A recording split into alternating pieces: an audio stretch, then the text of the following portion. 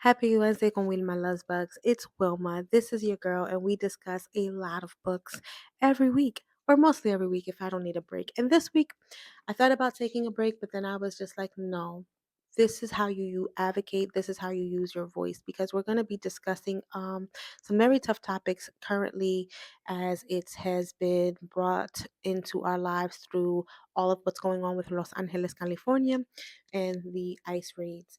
Um, it was really hard to decide to talk about this conversation because one particular part is like, well, I don't have that migrant story. But then part of me is like, no, you have empathy, you have compassion, you're a human, you're a human, human, you're a human, and you have resources and takes that I think that people can align with and move forward. So, without further ado, if you haven't done so already, please like, share, and subscribe, and let's get into this week's books. So let's get into the little bit of like why did I feel like I don't have the right to discuss these things. I'm Puerto Rican by culture and heritage, and our citizenship status is one that was given to us by the Jones Act.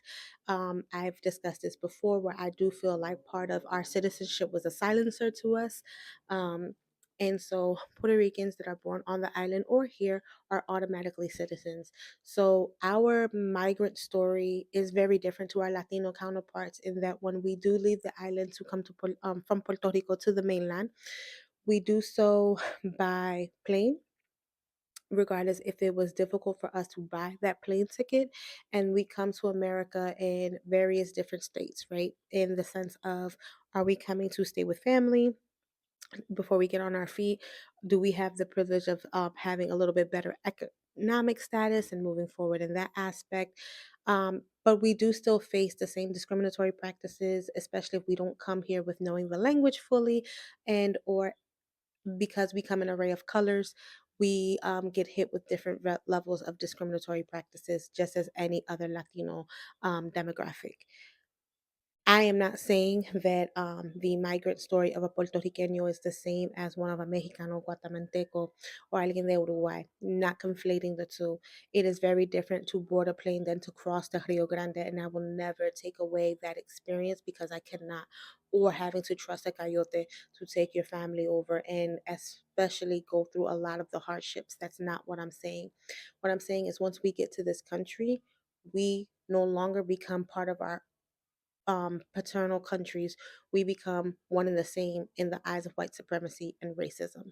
They do not care that you're Puerto Rican, you're Mexican. To them, it's all the same. And so I wish that we would have that mentality and understand, and that would give us more solidarity than to still stay with our nationalistic pride and not recognize the same in one another.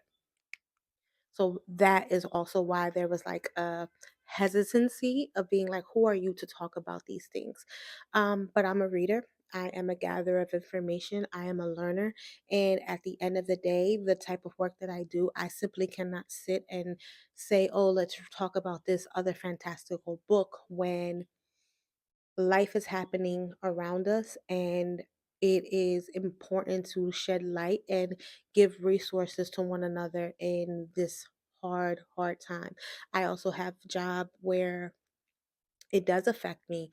ICE was currently in my neighborhood not too long ago, a few months back, and that was a scary time for the folks that we work and protect, and for the folks that not just work and protect in our building but our community. We have a lot of different social service programs at my job that all walks of life can receive, and so there is a duty to make sure that we're protecting them by informing ourselves.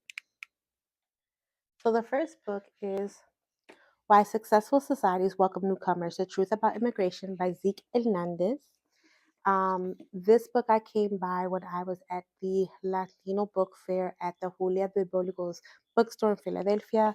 So I picked this book up at that time. Zeke Hernandez talks a lot about his immigration story and his privilege. Um, He's a Wharton professor, and he immigrated from Argentina. He makes a compelling case for why immigration is not only morally right, but strategically essential for thriving societies. blending a lot of rigorous data, historical insights, and personal experience. Hernandez challenges deeply embedded myths about immigrants and immigration policy. The book in itself is broken into like two parts.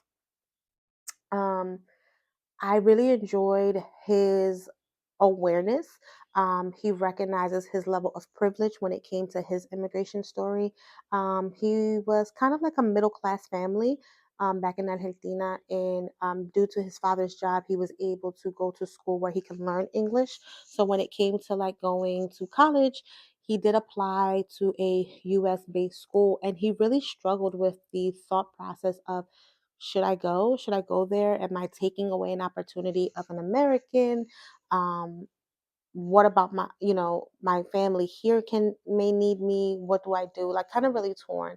And he thought about it, and even as he's writing, he recognizes the fact that he is privileged enough to even think about that. Like he says, I'm not leaving a war torn country seeking political refuge, although at that time that he was growing up, Argentina wasn't in its best capacity. He talks about high crime rates, and things of that nature. However, he does recognize and understand his awareness enough to recognize that he has the privilege to apply to said school, and that he has options, right? He can just decide to stay and study here or go to the states.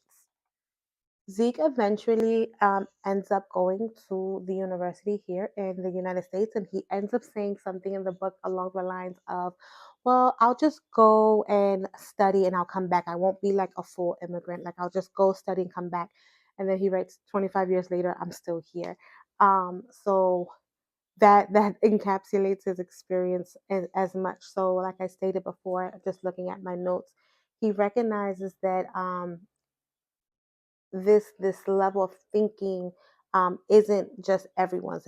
Everyone has a different migrant story as to why they leave their countries to come specifically to the continental United States. He states clear that his journey is not extraordinary, but rather part of a larger pattern of success that was enabled by open societies. He quotes, he quotes, "I wasn't exceptional. I was typical of what happens when countries welcome people like me." Lent a good lens of this time when he did come to America, and recognizes that it sets the tone for the book, right? Where this is what you can get when you are open the exchange and the flows of a country when you welcome folks into your land versus being xenophobic and racist, um, and the possibility of what you can do to a society when you operate in that fashion. Most of his book is writing about his experience as well as debunking some myths. So right away, while I was reading over just the table of contents, um, he hit in the economic section. It's the invasion of Idaho, which is a personal anecdote. Then it goes into immigration, investment, and jobs. Immigrants makes us more innovative.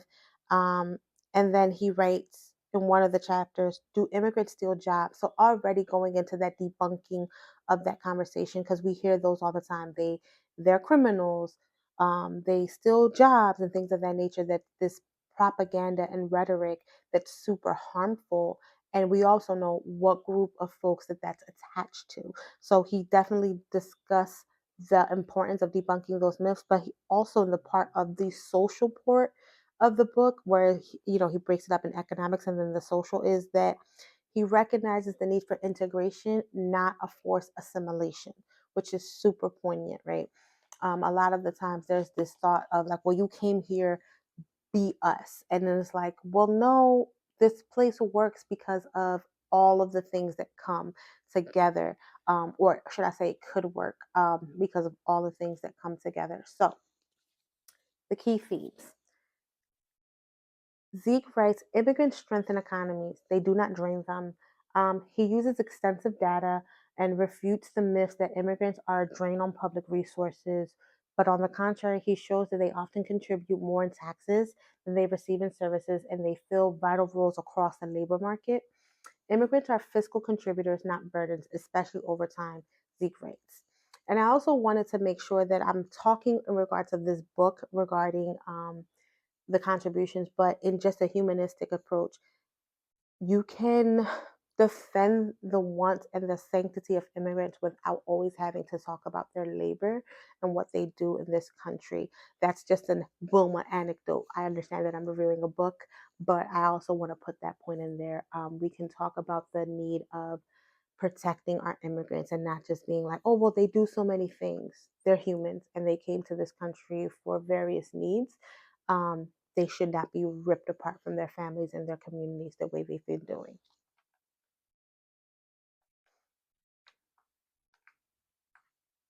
And then the second part, crime and cultural decline are myths.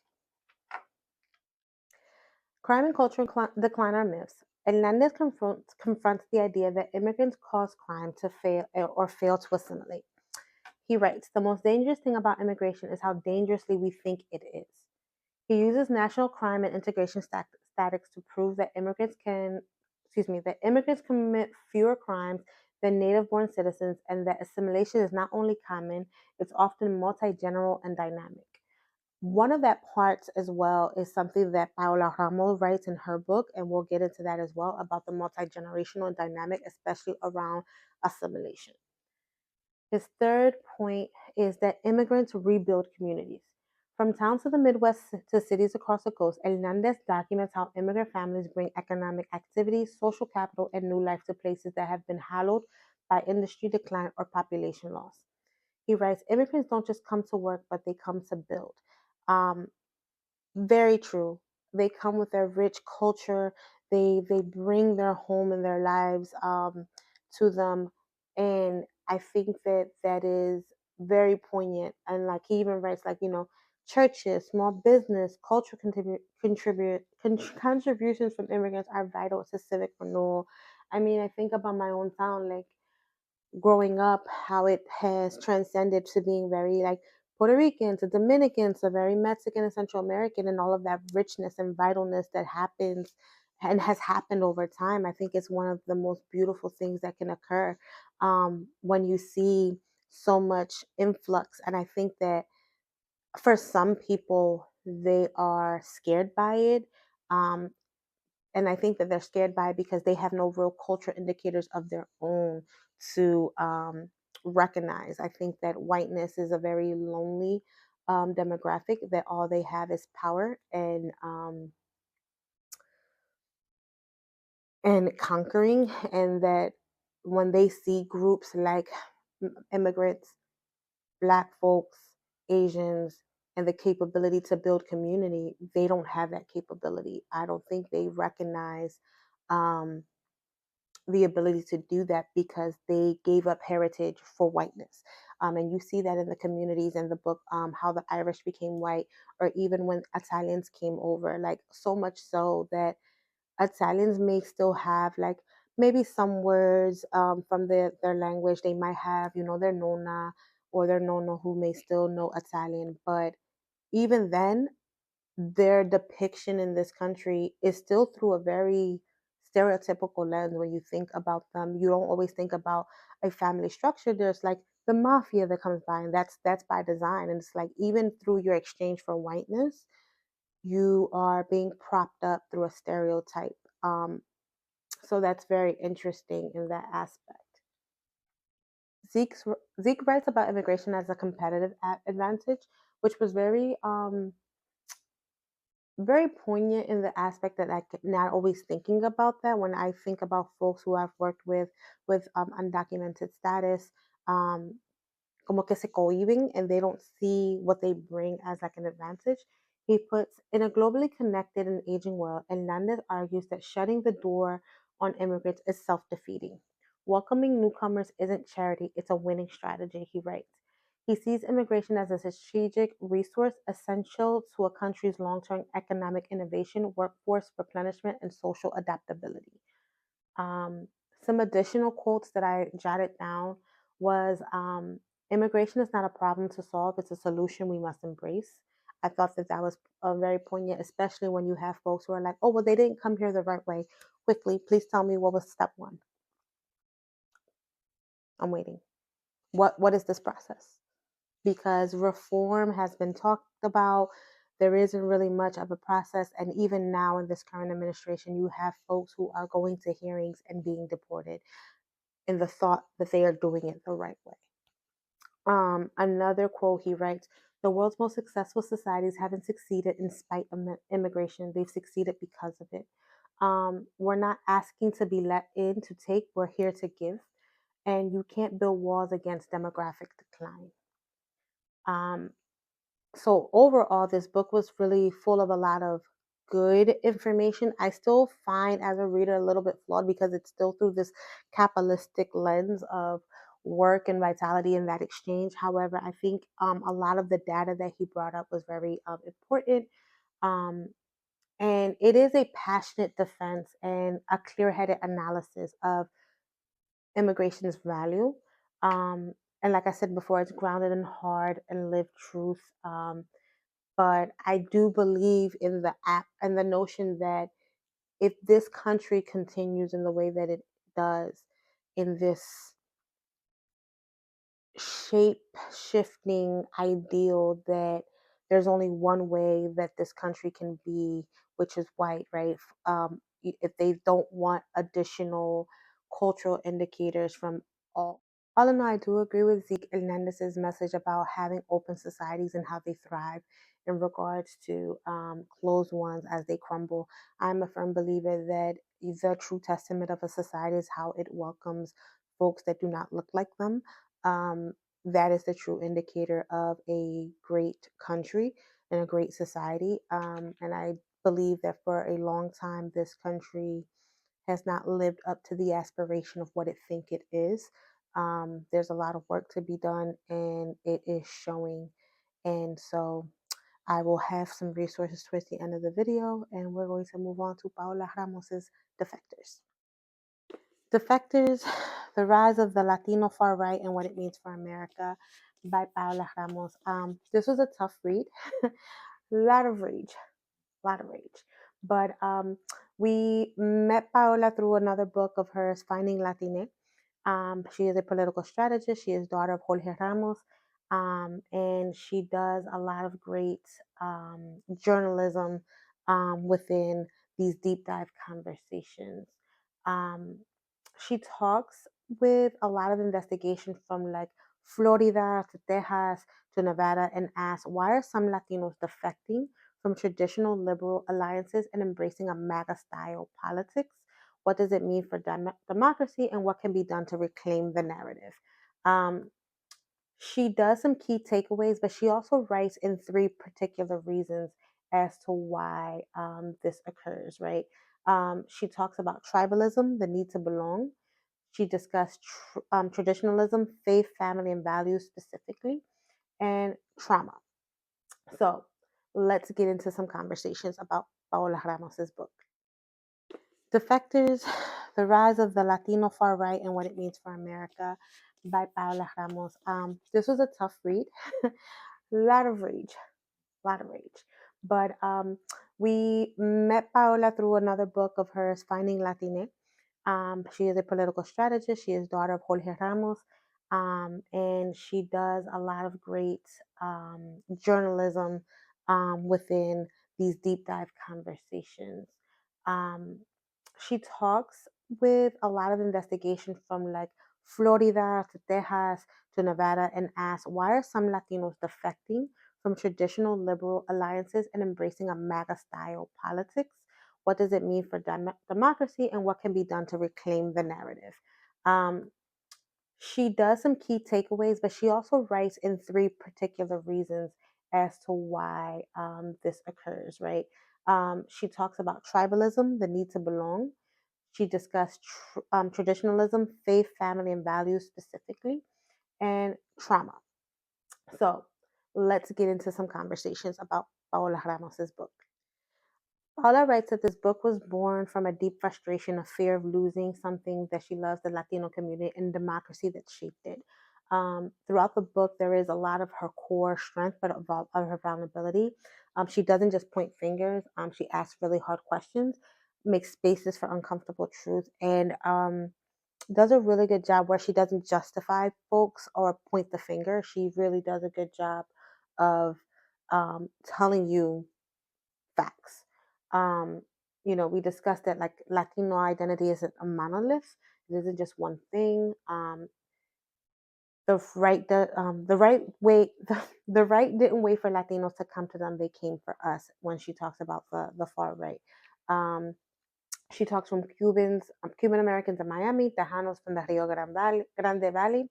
Ramos reveals how far right has strategically tapped into local grievances, family values, and economic fears. Paola also talks about the language of freedom and patriotism and how it's being rebranded. One of her strongest insights is how the far right messaging kind of co opts the language of freedom, faith, and hard work. Some of these values that are so embedded in the Latino community. She quotes, the same stories we were once told about surviving dictatorships and escaping violence are now being weaponized by the far right to reject social progress. She does a really good job about talking about right wing media like Spanish language AM radio, WhatsApp disinformation, and religious institutions playing a critical role in spreading these narratives. And she also talks about the accountability of the progressive groups and Democratic parties for taking the Latino community for granted and failing to invest in meaningful ways with Latino outreach. Um, in what she states is we've confused proximity to power with power itself. She emphasizes for a need for a more localized, respectful, multi-generational engagement with the Latino community instead of treating it as that political monolith. For Paola, when talking about these three poignant points for how folks in the Latino community defect, she starts off with tribalism, the need to belong. She argues that many Latinos are drawn to the far right through a powerful desire to belong, to be seen, and to assert Americanness.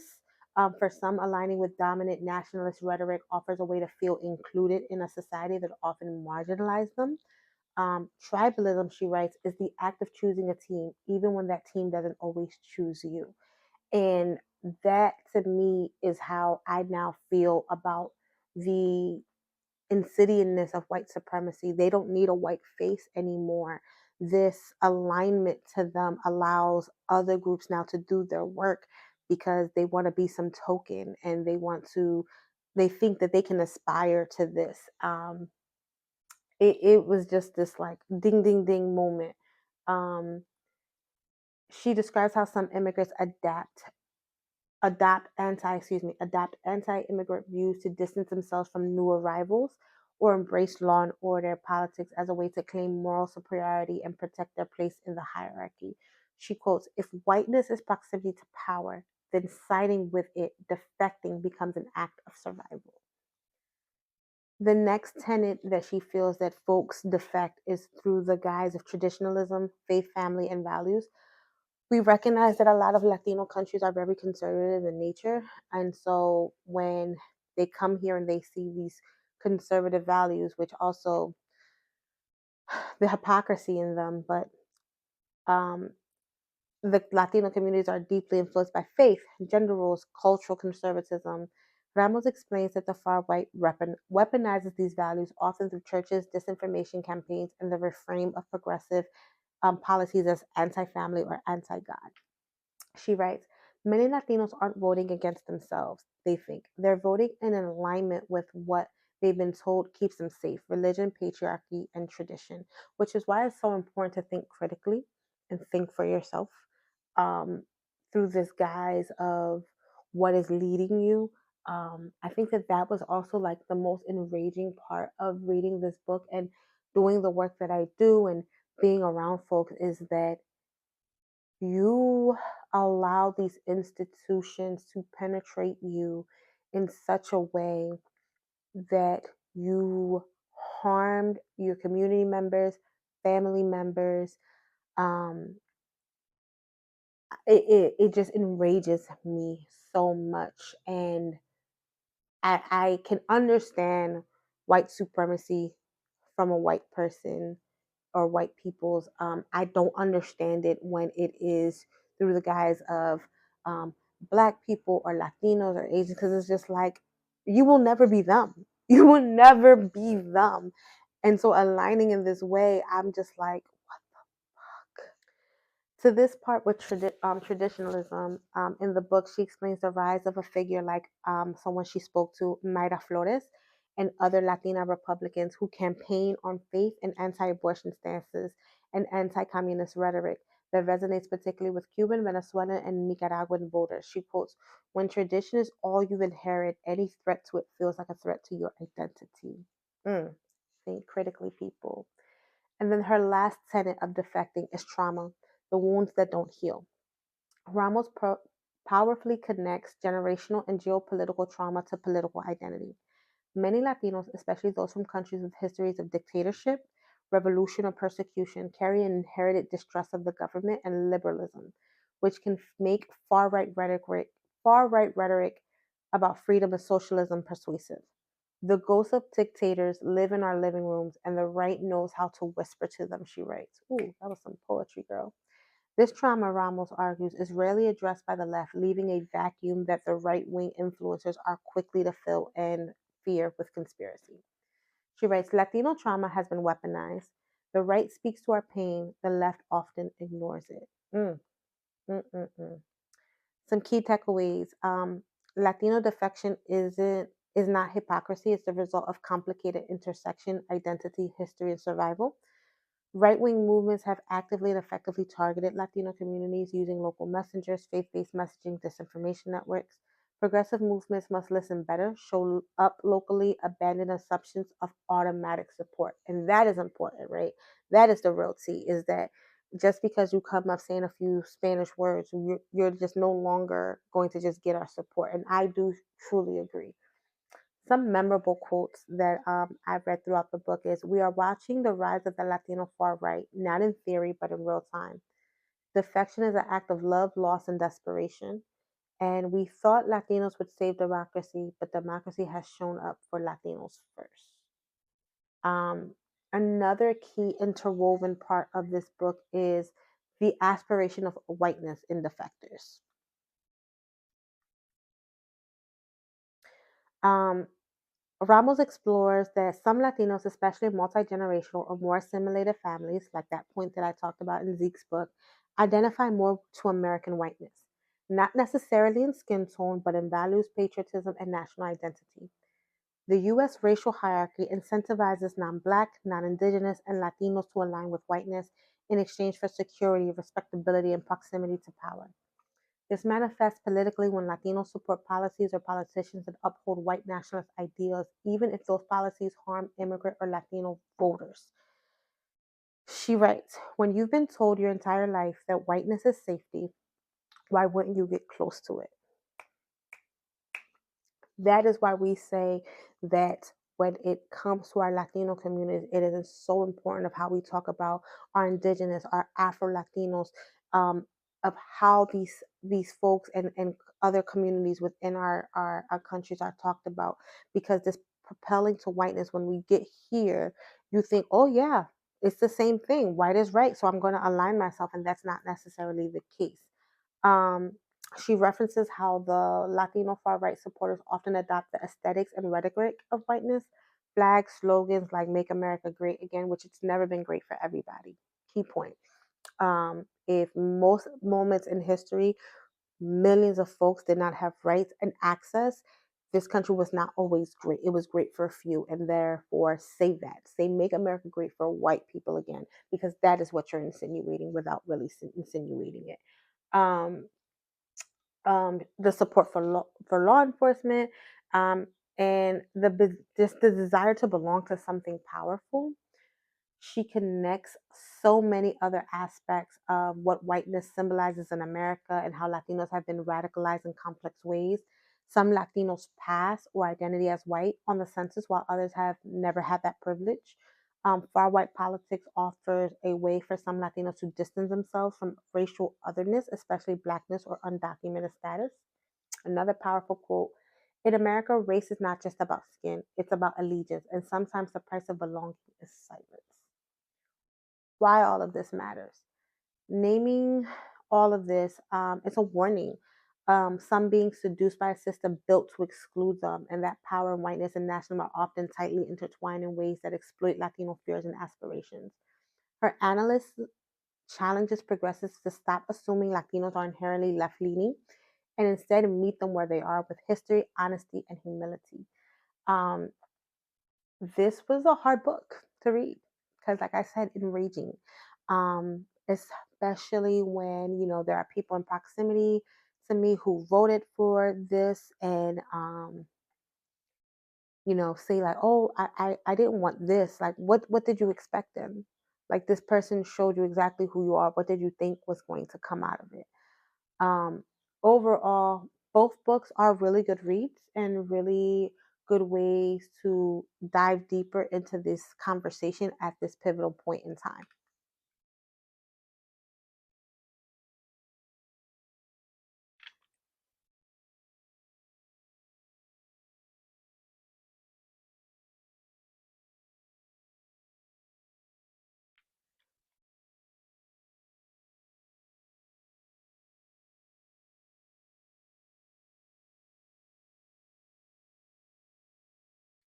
Some resources if you're in the Philadelphia area. Philadelphia is a sanctuary city. However, I don't want us to get comfortable in that stance, specifically with who is in the office.